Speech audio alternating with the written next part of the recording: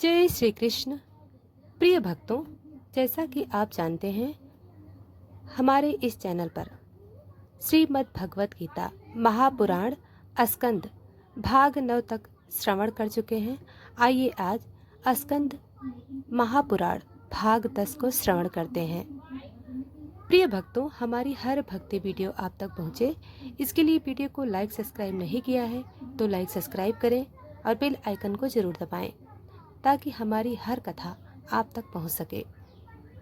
प्रिय भक्तों, प्रिय श्रोताओं, युद्ध समाप्त हो चुका था, धर्म की स्थापना हो चुकी थी और अब श्री कृष्ण अपने धाम द्वारिका को लौटने को थे।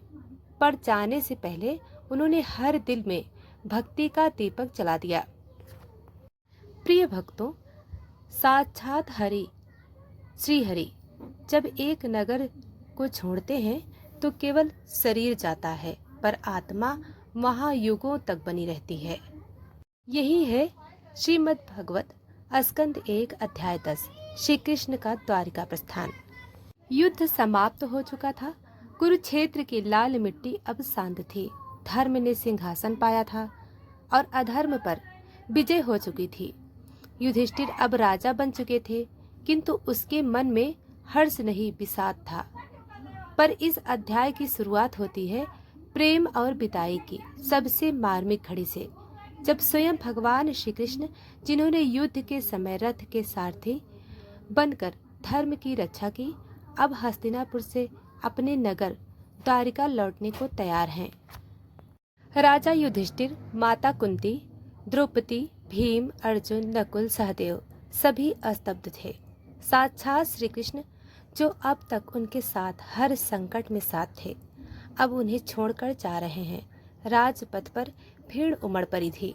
स्त्रियां छतों पर खड़ी थीं। बच्चे कृष्ण के पीछे पीछे भाग रहे थे। वृद्ध कह रहे थे, प्रभु इतनी जल्दी क्यों? नारियों की भावना और स्तुति।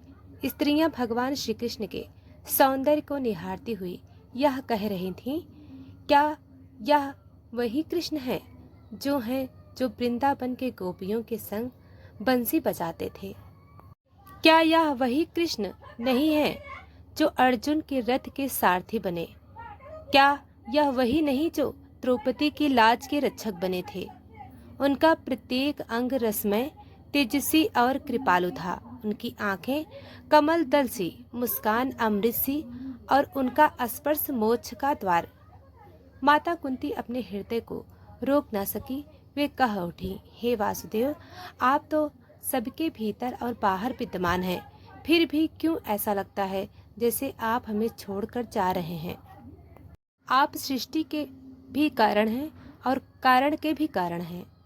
आप ही ब्रह्म हैं, आप ही विष्णु हैं और आप ही महेश। फिर भी मनुष्य मोह में आपसे जुड़ता है। युधिष्ठिर का विषाद और श्री कृष्ण की शांति। युधिष्ठिर बोले, प्रभु, आपने ही मुझे धर्म का मार्ग दिखाया। आपके बिना राज्य वैभवशाली नहीं बल्कि शून्य है। श्री कृष्ण मुस्कुराए, जैसे सूर्य अंधकार से कहे, मैं तो यही हूँ, केवल आंखें बंद मत करो। जैसे ही भगवान श्री कृष्ण ने रथ पर चढ़कर प्रस्थान किया, सभी दिशाओं में दिव्यता भर गई। उनके मार्ग में फूलों की वर्षा होने लगी। नदियां कल कल करती बहने लगीं। पक्षी मधुर गीत गाने लगे। नदी, वन, पर्वत, पक्षी, पशु सभी में चेतना आ गई थी, क्योंकि ब्रह्म स्वयं उनके सामने चल रहा था। श्रीमद् भागवत उन्हें केवल भगवान नहीं कहता, बल्कि योगेश्वर, विश्व का कारण और माया के पार स्थित आत्मा कहता है। उनकी चाल सिंह जैसी, आंखें कमल दल से भी सुंदर, गति वायु से भी तीव्र, पर हृदय पूर्णतः शांत और करुणामयी। इस प्रिय भक्तों, इस अध्याय का गूढ़ संदेश यही है, भगवान बाहर भी हैं और भीतर भी। वे आएंगे, कुछ समय ठहरेंगे और जब समय पूर्ण होगा तो शांति से विदा हो जाएंगे। लेकिन जो भक्त है, वे जानते हैं कि भगवान कहीं नहीं जाते, वह तो बस दृष्टि बदलते हैं। प्रिय भक्तों, भगवान श्री कृष्ण हस्तिनापुर से द्वारिका लौटते हैं। सभी जन उन्हें विदा देने आते हैं। जो आया है वह जाएगा, पर जो प्रेम देकर जाए वह युगों तक रहता है। श्री कृष्ण भी वही है, प्रेम और मुक्ति के अमर दीप। भक्तों, हमारी अगला अध्याय सुनने के लिए वीडियो को लाइक और चैनल को सब्सक्राइब करें। धन्यवाद।